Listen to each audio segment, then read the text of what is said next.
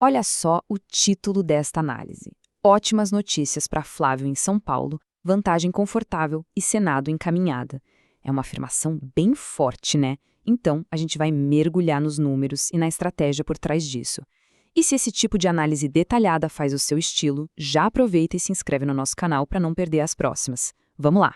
Bom, para começar, a análise foca na corrida para o Senado por São Paulo, já pensando em 2026. E uma pesquisa recente sugere que o cenário pode ser bem promissor para os candidatos alinhados à direita.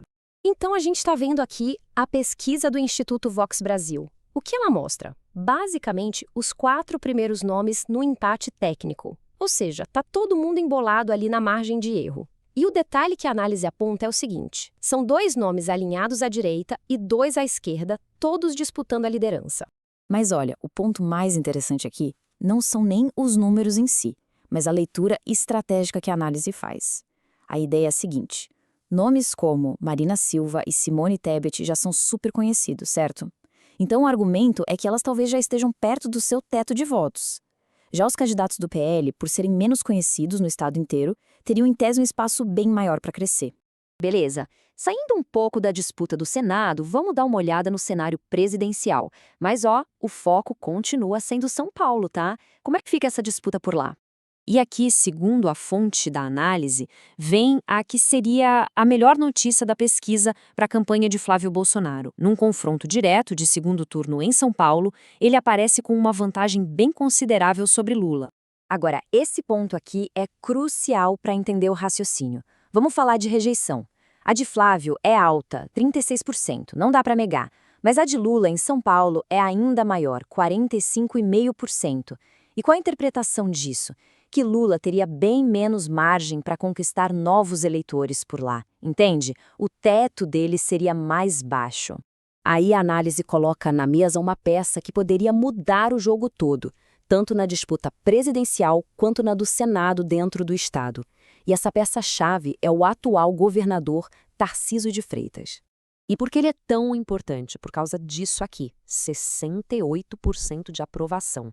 É um número muito expressivo, né? Isso transforma num cabo eleitoral poderosíssimo. E olha só esse contraste. É aqui que o argumento se amarra. De um lado, o governo Tarcísio com 68% de aprovação em São Paulo. Do outro, o governo Lula com 54% de desaprovação. A tese é que essa popularidade imensa do governador vai acabar puxando para cima os candidatos da direita no estado.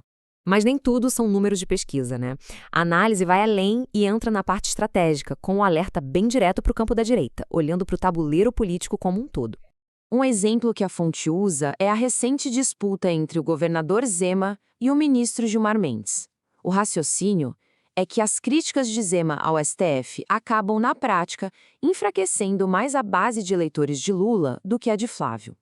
Na visão da análise, isso seria benéfico para a direita. É exatamente por isso que a análise faz um alerta bem enfático contra o fogo amigo. A citação da fonte é direta. Começar a bater no Zema é criar um inimigo que você não precisa, um inimigo que pode ser um aliado. A análise classifica isso como um erro monstruoso. Resumindo a estratégia, então, o recado é bem claro: a hora não é de ataque interno. A sugestão é parar de criticar agentes como Zema, entender que o momento é de somar, de construir alianças. É um apelo por união, evitando o que a fonte chama de ejaculação precoce ao atacar possíveis aliados antes da campanha esquentar de verdade. A briga por voto mesmo ficaria para depois da Copa do Mundo. No fim das contas, tudo se resume a uma pergunta estratégica que fica no ar, né? Num cenário tão polarizado, o que vale mais a pena? Focar em consolidar a base que já é fiel ou abrir o leque e construir alianças mais amplas? A escolha desse caminho pode muito bem ser o que vai definir o jogo lá na frente.